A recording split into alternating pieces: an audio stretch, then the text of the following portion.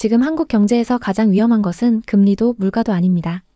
진짜 문제는 부동산이 멈추는 순간 경제 전체가 무너질 수 있는 상황이라는 점입니다. 2025년 1분기 기준 가계부채는 GDP 대비 약 89.5% 수준으로 집계됐고 전세 보증금까지 포함하면 실질 부담은 이보다 훨씬 큰 것으로 여러 기관에서 분석하고 있습니다. 이 정도면 단순히 부채가 많다는 수준이 아니라 집값이 흔들리면 버티지 못하는 가계가 너무 많다는 사실입니다. 그동안 한국은 부동산 상승을 하나의 보험처럼 생각해왔습니다. 그동안은 집값 상승이 대출 부담을 어느 정도 상쇄해줬습니다. 주택담보대출을 받아도 집값이 올라가니 체감 부담이 적었고 전세대출 역시 큰 문제 없이 감당할 수 있다는 인식이 강했습니다. 그러나 최근 몇 년 사이 금리가 빠르게 오르고 지역별로 집값이 정체되거나 하락하면서 이전과는 다르게 움직이고 있습니다. 특히 변동금리 비중이 높은 한국 특성상 금리 변화에 민감할 수밖에 없습니다. 최근 은행권 대출 금리가 5, 6%대까지 올라오면서 많은 가계가 월 상환 부담을 크게 느끼기 시작했습니다. 예전보다 더 많은 금액이 매달 나가고 있지만 소득 증가 속도가 이를 따라가지 못하는 경우도 많습니다. 이 때문에 금융당국은 대출 증가 속도를 경계하고 있습니다. 실제로 한국은행의 자료에 따르면 2025년 가계대출은 계속 증가세를 보였습니다. 여기에 전세시장 변화도 큰 영향을 미치고 있습니다. 전세가율이 하락하면서 보증금 회수 리스크가 커지고 전세대출을 안고 있는 가구의 부담도 확실히 증가하고 있습니다. 과거처럼 전세 시장이 안정적일 때는 큰 문제가 아니었지만 지금처럼 전세 수요가 줄어들 때는 문제가 되고 있습니다. 고소득층은 대출을 투자나 자산 확장 목적으로 활용했지만 저소득층은 생활비와 운영비를 충당하기 위한 대출 비중이 높아졌습니다. 즉 동일한 가계부채라도 경제 상황이 나빠지면 타격을 받는 속도와 정도가 다르게 나타날 수밖에 없습니다. 최근에는 대출을 받아 주식과 코인에 투자하는 사람도 급격히 늘어났습니다. 장기적인 분석을 통해 접근하는 게 아닌 투기 목적으로 대출을 활용하는 사람들이 늘면서 위험이 커지고 있습니다. 또 요즘 자영업자들의 상황이 좋지 않습니다. 매출이 예전만큼 나오지 않으면서 금리 부담은 더 커졌고 여기에 상가 공실과 소비 감소까지 겹치면서 대출을 늘릴 수밖에 없는 구조가 만들어지고 있습니다. 자영업 부채는 곧 가계부채와 연결되기 때문에 이 부분이 흔들리면 전체적인 리스크가 커질 수밖에 없습니다. 이렇게 여러 요소가 동시에 영향을 미치고 있기 때문에 지금의 부동산 시장은 예전처럼 집값만 오르면 된다라는 단순한 판단으로 보기 어렵습니다. 부동산 가격 흐름, 금리 환경, 가계부채 구조, 전세시장 변화가 서로 연결돼 움직이고 있기 때문에 어느 한 부분만 좋아진다고 문제가 해결되지는 않습니다. 지금은 과거와 같은 급격한 상승을 기대하기보다는 시장의 안정화를 기대해야 하는 시기입니다. 가격만이 아니라 거래량, 전세가율, 대출금리, 가계의 소득 구조까지 함께 봐야 하는 상황인 거죠. 지금부터는 시장의 변화를 조금 더 자세히 살펴보겠습니다. 이영진 씨는 2021년 부동산 붐이 한창일 때 송도의 10억짜리 아파트를 자기 돈 4억, 대출 6억으로 샀어요. 그는 어차피 금리가 낮으니까 문제 없을 거라고 자신했죠. 특히 송도는 매일 신고가를 기록하던 핫플레이스였습니다. 그리고 그땐 모두 영끌해서 사자는 분위기였기 때문에 아무 걱정 없었습니다. 하지만 2022년 금리 인상이 시작되면서 아파트 가격이 폭락하기 시작했죠. 이자는 2배가량 늘어났고 집값도 엄청나게 빠졌습니다. 2025년 현재 조금 회복하긴 했지만 아직도 2억가량 손해 중입니다.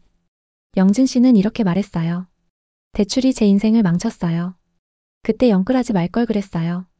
이게 지금 우리나라 부동산의 전반적인 분위기입니다. 서울과 경기 핵심 지역을 제외하고는 모두 같은 상황이죠. 빚 때문에 고통받는 사람들이 너무나 많고 그 여파가 개인을 넘어 사회 전체로 퍼지고 있습니다. 이는 우리의 삶에도 큰 영향을 줄 수 있습니다. 이지연 씨는 2023년에 수원역에서 한식주점을 열었습니다. 사업을 시작할 때 많은 부분을 사업자 대출로 충당했죠. 하지만 외식 문화가 점점 바뀌면서 늦게까지 술을 먹는 사람들이 줄어들었습니다. 매출은 반토막이 됐고 이자가 계속 늘어나면서 월 순수익이 크게 줄었습니다. 최근까지 버티다가 결국 가게 문을 닫았습니다. 권리금은커녕 자리를 넘길 수 있다는 것만으로도 안도감이 들었습니다. 폐업 후에는 사업자 대출 때문에 새로운 사업을 하는 것도 힘들어졌다고 해요. 빚 때문에 제 꿈이 산산조각 났어요. 다시는 이런 실수를 반복하고 싶지 않아요.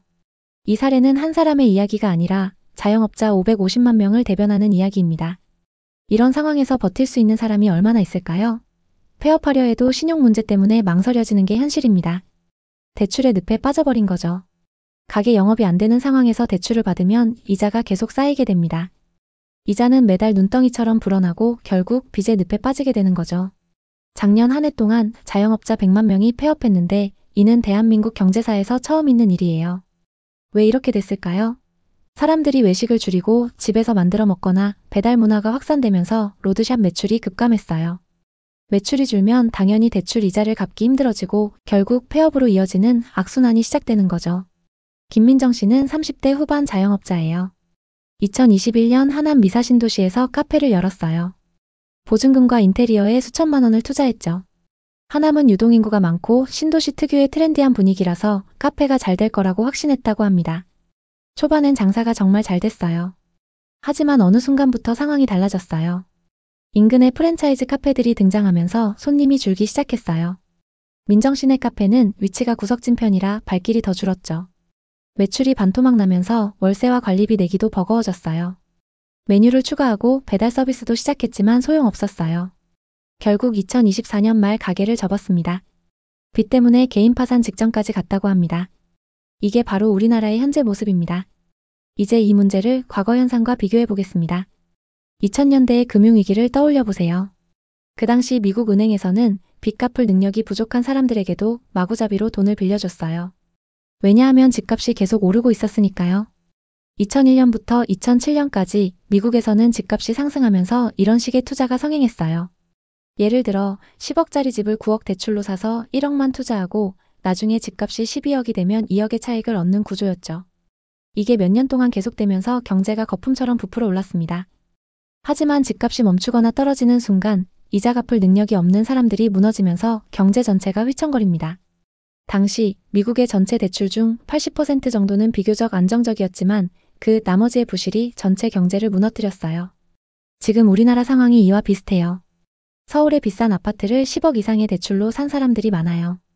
집값이 계속 오르면 좋지만 만약 하락장일 때처럼 집값이 떨어진다면 큰 문제가 생깁니다. 그렇게 되면 이자 부담을 감당하지 못해 멘탈이 붕괴되는 거죠. 이게 바로 무리한 영끌 투자가 문제가 되는 이유입니다.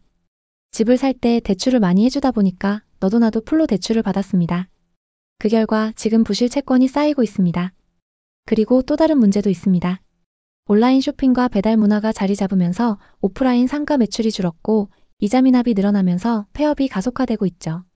이건 단순한 개인의 문제가 아니라 경제 전체의 문제로 확산되고 있어요.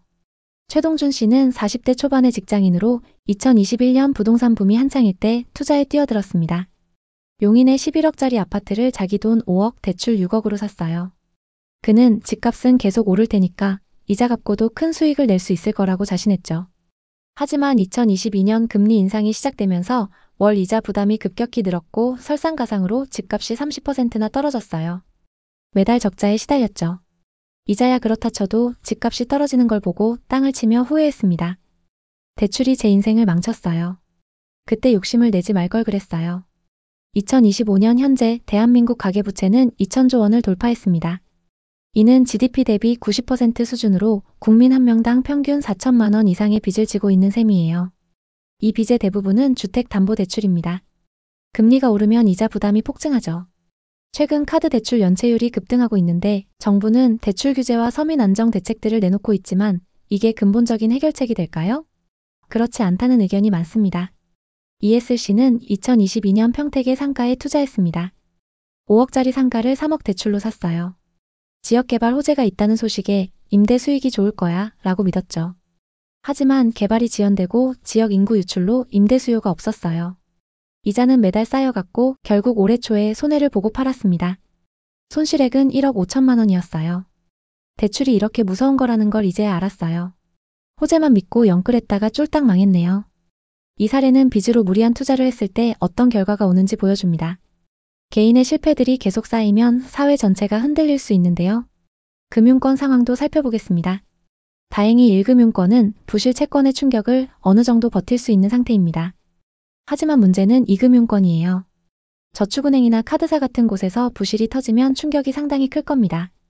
이게 바로 빚으로 쌓아 올린 경제가 터지는 순간이에요. 2금융권의 부실 채권 비율은 2025년 1분기 기준으로 8.7%까지 치솟았어요. 이는 금융위기 이후 최고 수준입니다. 상업용 부동산 시장은 상황이 많이 심각합니다. 일부 지역은 매년 공실률이 급격히 늘고 있죠. 특히 신도시의 경우 엄청납니다. 공급이 많았던 만큼 누적된 공시를 해소하려면 시간이 많이 필요합니다. 수익률만 보고 접근했다가는 크게 실패할 수 있습니다. 상권, 수요, 비용 등 꼼꼼한 검토가 필요한 영역입니다. 결론적으로 지금은 공격적으로 투자할 때가 아닙니다. 보수적으로 자산을 관리해야 할 시기이죠. 이럴 때 여러분은 꾸준히 경제 공부를 해서 실력을 쌓으셔야 합니다. 미리 철저하게 준비를 한다면 또 다른 기회를 잡을 수 있습니다. 오늘도 시청해주셔서 감사합니다. 다음 편엔 더 좋은 내용으로 찾아뵙겠습니다.